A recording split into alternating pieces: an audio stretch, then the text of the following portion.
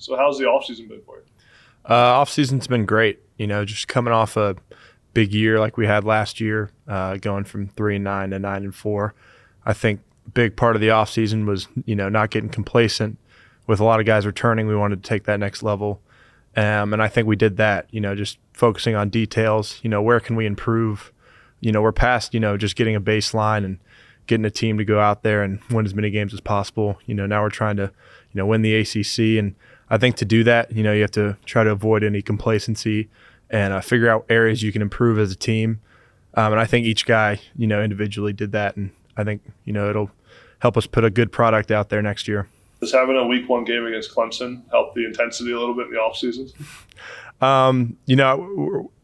In my opinion, I'm treating it like any game. Obviously, it's a big game for our program. Just having a team that's had such success over the years come to town week 1, so it'll be great for our program, and just a great opportunity for us.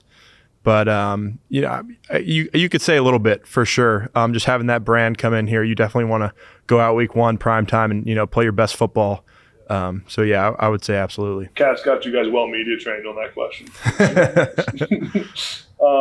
You have a lot of hype around you right now, a lot of excitement. I think I saw your second team All-American, some list. Maybe there's gonna be like a, not sure. There's a bunch of them I know, and I know a lot of people, rightfully so, are excited to see you this year. What's the one part of your game that you're trying to improve on from last season? I would say the biggest thing is consistency.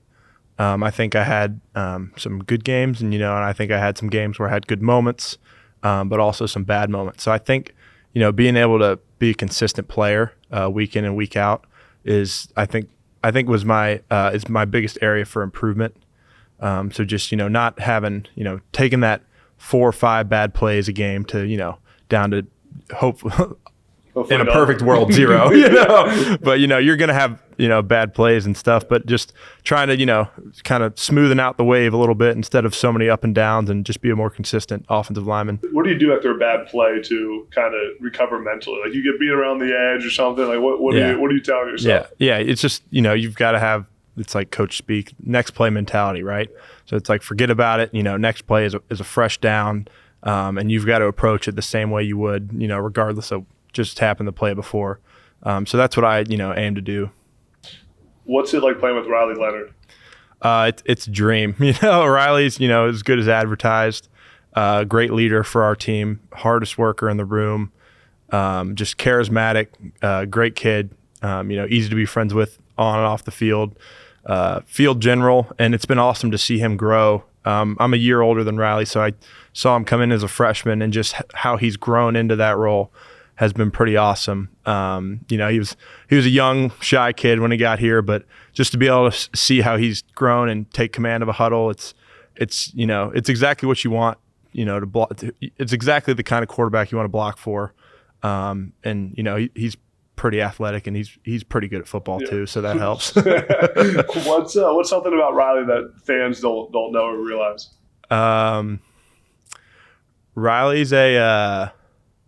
Riley's a pretty picky eater.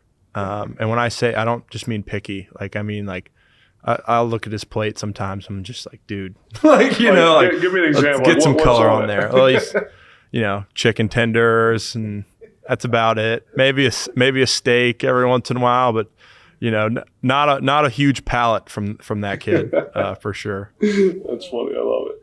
What do you think are the realistic goals for the team this season? I mean, you mentioned the ACC championship. How are you measuring success for the team? Yeah, the biggest thing for me is just week by week, right? It's like you said before, we've got Clemson week 1. So, that's what we're worried about. We're worried about fall camp, obviously, getting better. But, week 1, we're going to be worried about Clemson. And then week 2, we're going to be worried about Lafayette. And I think just going in and week out and, just playing to the best of our ability, preparing as best we can, I think that'll take us as far as we want to go. So that's kind of my approach to the season, and I think a lot of guys would agree with that too. What made you want to come to Duke? It's just I came here on a visit in the spring, and I've committed that next Monday. So I came up over the weekend, Saturday, Sunday, and went home Monday, called him after school and said I was coming to Duke. I just think the people here were amazing. The feel I got walking around campus, I felt comfortable here. I felt that, I was at home, and not to mention, it's a pretty good school too. So that was pretty nice. Great academics, but it was really just, the people here and, the place, and I kind of fell in love with it. And yeah, like I said, I committed pretty quickly. Give us an inside look at what a visit weekend is like. What were you doing on the visit? The biggest thing that, was helpful to me is I got to meet a few guys who are already committed in my class. One of them's my roommate now, Nicky Dalmon, our tight end. But I got to meet, a couple guys that were already committed in my class, and we kind of hung out all weekend. But it was a pretty run-of-the-mill visit. We dorms, facilities. Here's where you live. Here's what we do. Here's what we have coming back. I got to sit down with our coaches, and yeah, like I said, I just felt at home. I felt comfortable around the guys I got to meet. I got to sit at lunch with the guys who were already playing here, and you could just tell, you could see, on their faces that, like, the happiness that they had just being here, and I just wanted to be a part of it. Yeah. What was your? I got some fun ones for you. What was your welcome to college football moment? I feel like everyone has one, right? When you're a freshman, or you're like, all right, this is college football. Yeah. So I've got one. It was my first fall camp. So I was a COVID freshman. So I came in July of 2020, worked out for a couple weeks, and then we were right into camp. So it was later than most freshmen come into college. So I was in shape and I was ready. But just being thrown in, I guess, that quickly to fall camp was, it was pretty nuts. You're running around your first couple of days. You're just trying to follow everyone else. Yeah, you don't know where you're going. The horn rings, and you're just running around. Yeah, head on a swivel kind of deal. But I remember I was, playing right tackle first couple of days of camp, and our first string, kind of rolled up his ankle or something, and the second string or something. I might have been the second team. I can't really remember. Anyways. Right tackle, rolls his ankle, kind of steps out of the drill. So I'm just, I'm a freshman. I'm trying to make a name for myself. I just run in there, and I line up, and it's Victor Diumkehi, who is now on the Cardinals. He was a defensive end here for us, and we were just doing. I think it was one-on-ones, and he's got these nice long arms, and it was really my first couple reps against any of the starters, and he tore me to shreds. He got his long arm. Yeah. He's got these nice long arms. Just put it right in my chest, and I'd never, I blinked and he was gone. So that was definitely my welcome to college football moment. Definitely humbling, but you learned from it. And, you're looking back, you're kind of grateful for those moments. You've come a long way since then. Huh? I guess. What's the first thing you bought when you made your first dollar from NIL? Dinner. I don't know.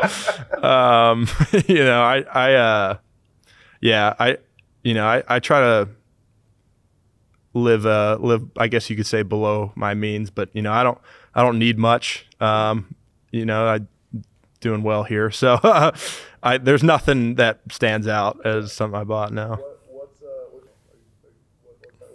you have one meal, what would it be? Go a lot of different ways. I'd probably go bacon cheeseburger. Yeah, bacon cheeseburgers. I mean, I appreciate a great steak, but when you get a great cheeseburger, it's hard to beat. What's your favorite player in your career so far? Second play of North Carolina last year. We were running pen and pull play. I pulled around. Linebacker was kind of looking at the running back, so I just had a clean kind of blindside shot, and I took it, and me and him both kind of fell backwards. I guess for me, forwards about 5 yards. So. He kind of went off his feet, and I was pretty excited after that play. So. There's probably nothing better when you're pulling and you see a backer or a DB. Yeah. He's not paying attention. Yeah, it was a pretty good feeling. Yeah. I got up smiling and laughing a little bit. It was it feels good. Yeah, it feels really good. What's Coach Elko's favorite saying? I don't know. He'll every game after a win, he'll yell, he'll end a speech. He'll just say, "Turn the music up." But it's just kind of funny coming from him. It just sounds a little cheesy. So you start dancing? Turn the music up. Yeah. And we've got this, like some of our fans made a shirt with his face on it that says, "Turn the music up." It's pretty funny. But I don't know. He's got good sayings. I'm hitting a blank. I'm drawing a blank. What's the best advice you've ever received?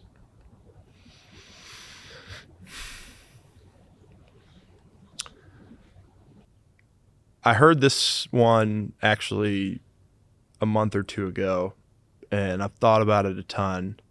I was at the O-Line Mastermind Summit in Dallas. It's a big event. Hall of Famers are there, all pro guys. And I two things really, but I wrote them down right away because they hit me. It was first one was, toughness is a decision. Make that decision every day. So I just think, and that stuck with me because, as college football players and, teenagers and, young adults, you go through stuff and you face adversity on a regular basis. So I think, like toughness isn't it's a decision, right? You choose to be tough. You don't, it's not something you're born with. Like you've got to make that decision every day. So I think no matter what you're going through, or how your body feels when you wake up on a Wednesday morning on week 10 of the season, you've got to decide that, I'm going to be tough today. And I think you've got to make that decision every day. And so that was something that's really stuck with me, just, going through a hard workout or, just battling adversity. It's like, well, you've got to remind yourself that you need to choose to be tough here. And so I think that was a big one. And then I heard, true leaders, they walk the walk.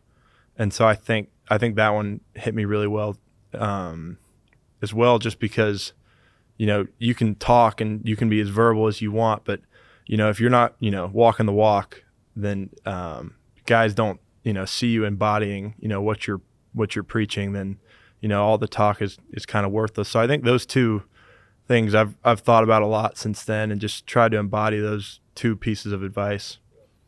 What's your pregame routine? I try to be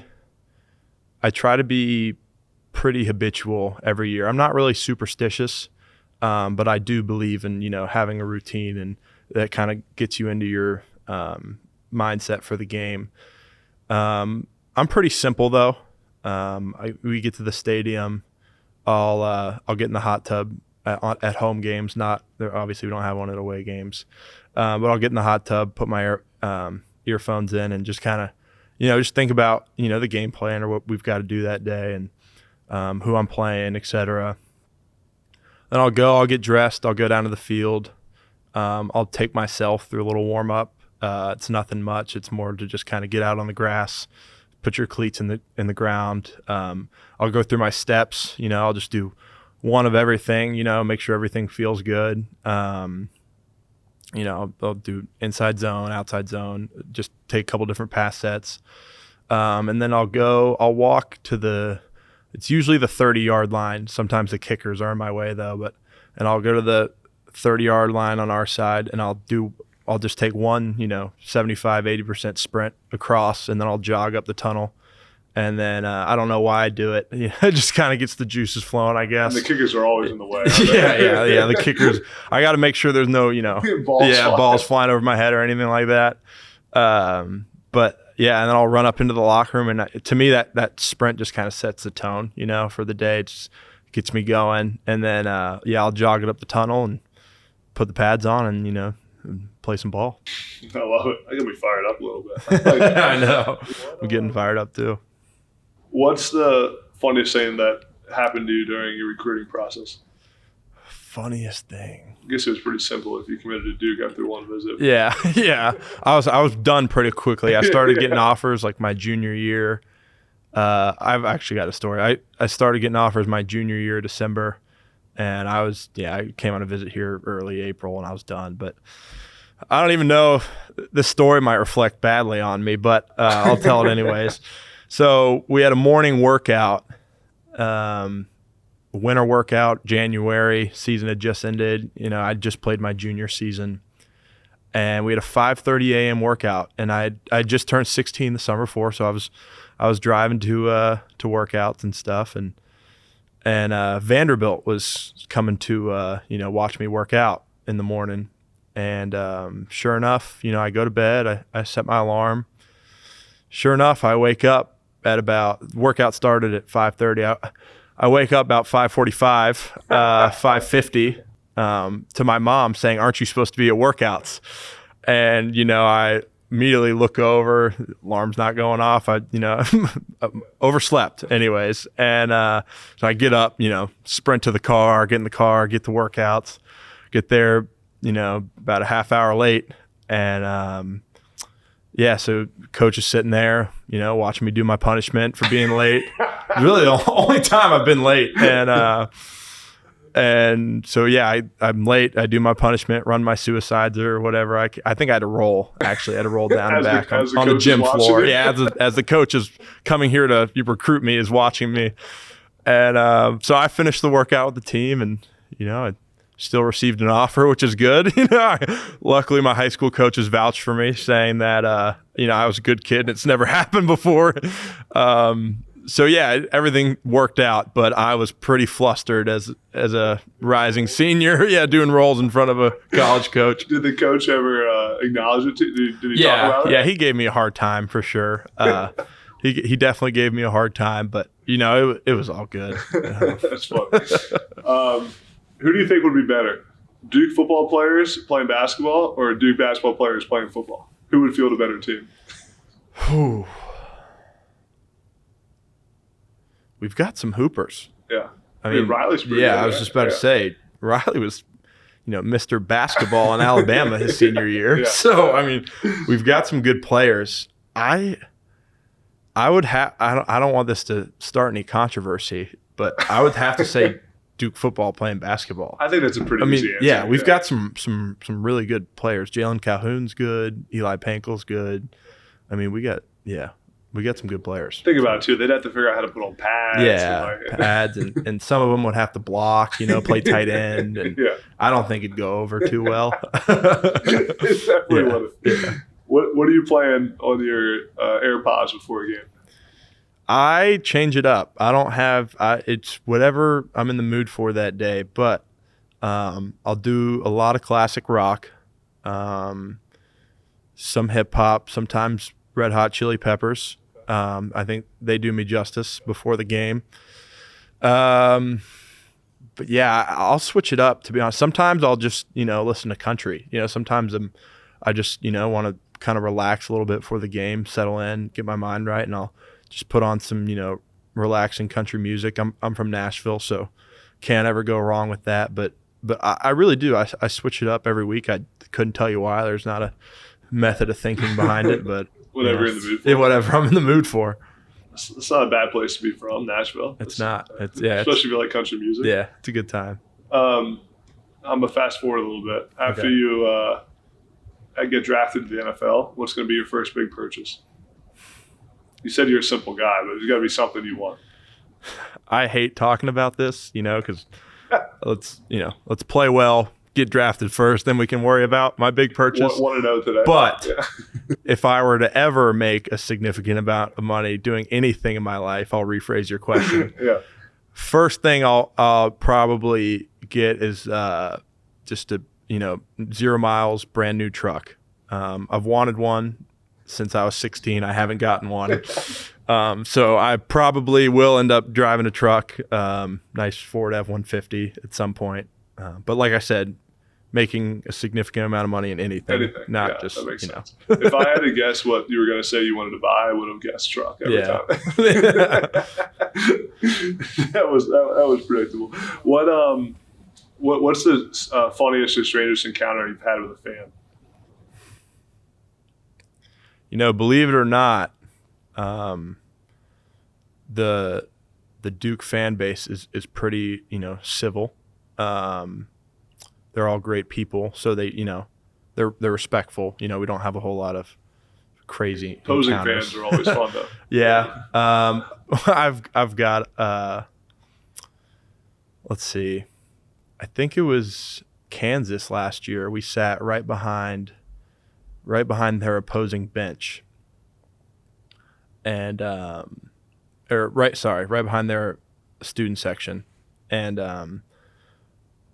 I can't exactly repeat all the things, I've heard, but we got some great comparisons as far as like, you look like this character, or you look like this character, and you're sitting there and, you're making an adjustment. Coach is drawing on the board and you can't help but hear it. You're 10 feet from them and you're kind of smirking and, you're trying to pay attention. But Kansas last year was, we were both 3-0 at the time. It was a big game and they were sold out. And I will say the Kansas student section, they brought it. Yeah. They brought it. It's always funny when you're sitting like 5 yards from the fans at the stadiums that are super close. Everyone's hearing it. Your coach is even hearing it. He's trying to tune it out too. Yeah.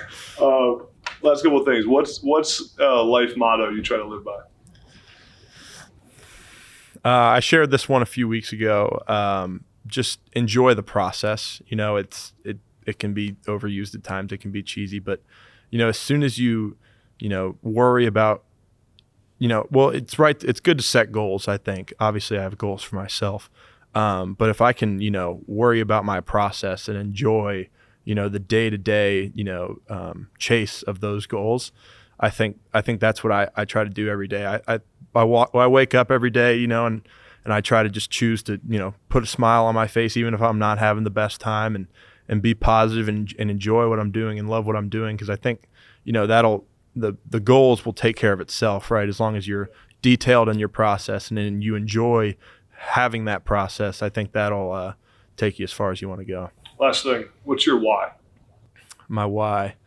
It's funny. We actually, me and our O-line coach had us, each offensive lineman write mission statements. So I actually just wrote my why down this spring.